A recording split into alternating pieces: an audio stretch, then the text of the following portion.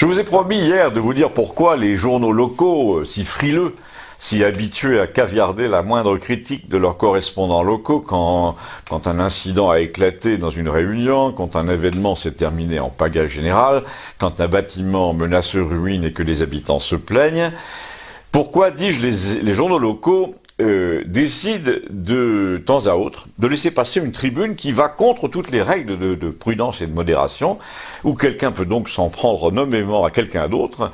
Par exemple, quand un petit élu se lève en réunion pour dire « Ne comptez pas sur nous, vous avez monté un projet de maison de retraite sur le territoire de votre commune, naturellement, les plans et les financements sont déjà très avancés, on n'a rien vu passer, etc. » Et là, le petit maire en colère, bizarrement, se voit offrir 4 colonnes sur une demi-page dans le journal local pour déverser sa rancœur sans la moindre censure apparente.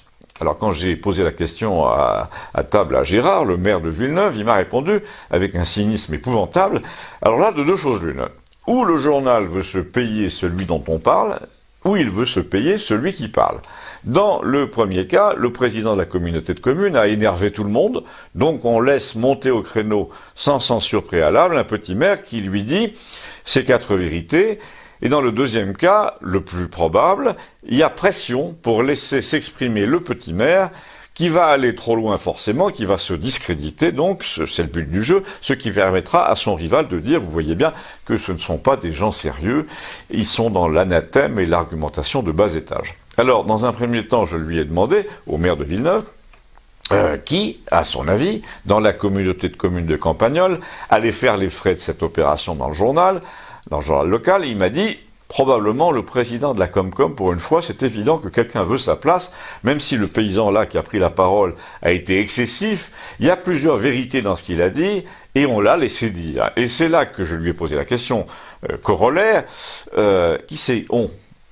Vous dites on a laissé dire pour amoindrir l'influence d'un tel, mais qui tire les ficelles quand le journal laisse passer des invectives pareilles, alors que d'habitude il a peur de son ombre? Eh bien, me dit-il, ce sont ceux qui ont intérêt à faire tomber le président de la communauté de communes, qui donc, la préfecture par exemple, la préfecture est toujours très forte pour laisser passer des trucs dans le journal comme ça, ou pour les retenir, ça dépend.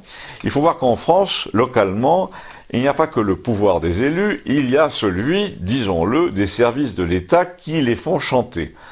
Bon, on lui dit, mais c'est quand même grave ce que vous dites, il y aurait donc des préfets qui font pression sur les élus en les menaçant des foudres de l'État.